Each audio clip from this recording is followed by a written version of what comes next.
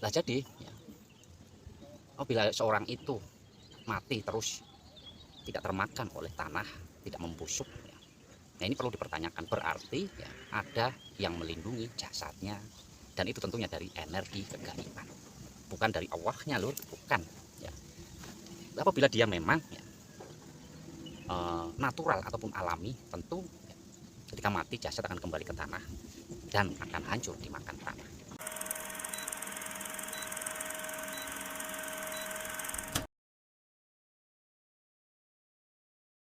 Assalamualaikum warahmatullahi wabarakatuh.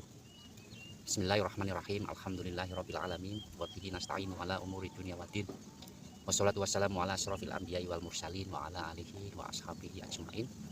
Amma ba'du, saudaraku dimanapun Anda berada, terus dulur ya.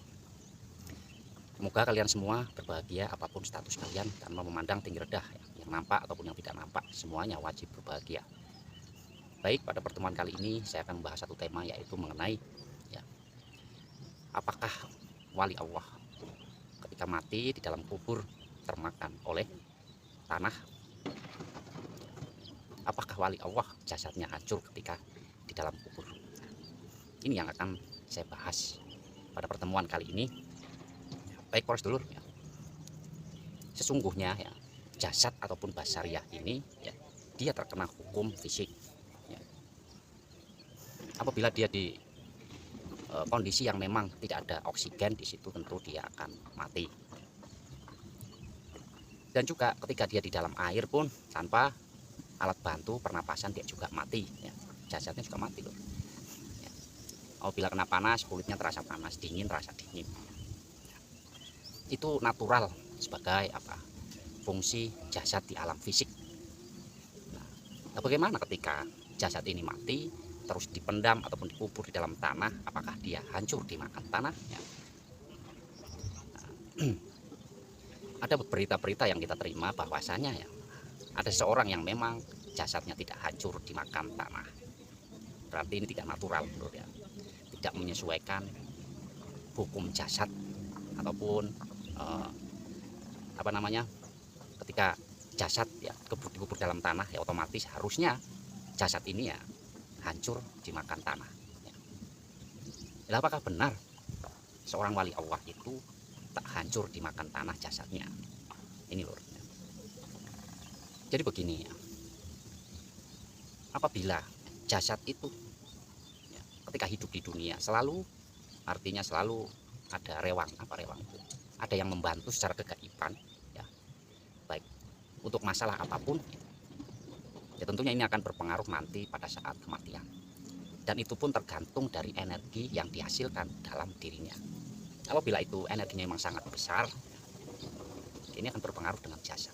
Jasad itu ketika mati nanti akan terlindungi oleh energi kegaiban, sehingga jasad tidak terkena hukum fisik, artinya supranatural, bukan natural, tidak alami, tidak menyesuaikan fungsi jasad itu sendiri ataupun hukum jasad itu sendiri.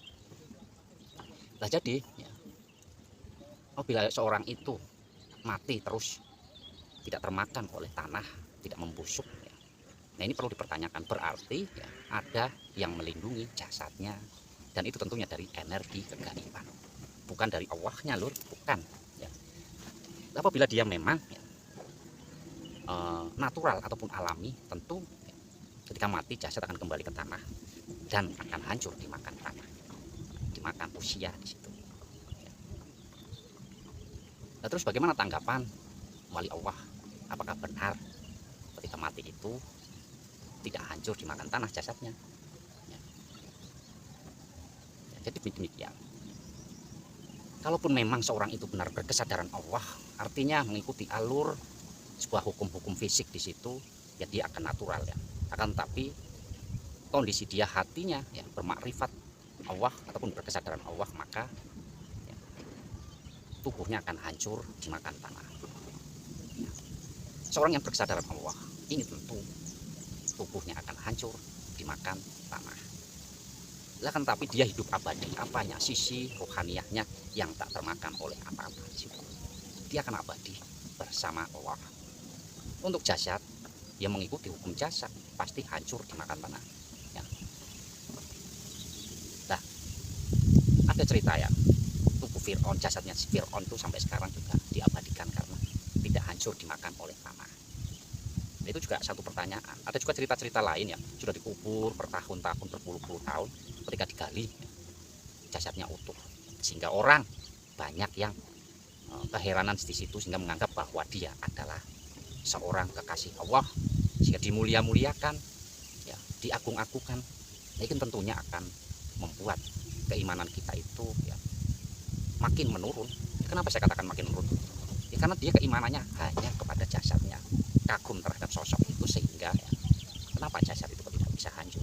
Berarti itu yang melindungi Allah. Tidak loh. Yang melindungi energi kegaiban. Tanpa energi kegaiban di dalamnya, jasad itu tentu akan termakan oleh tanah. Jadi gitu loh.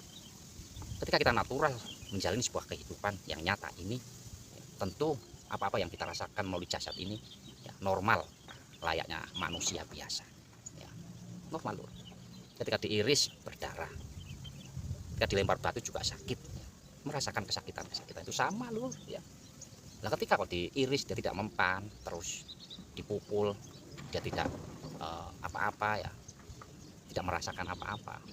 Ini perlu dipertanyakan bahwasanya di dalam dirinya ada yang membantu, yaitu energi kegaiban. Jadi jangan heran ketika ada seorang yang mati bertahun-tahun terus jasadnya utuh, ya, katanya dia terlindungi oleh Allah karena dia seorang yang wali Allah misalnya, ya.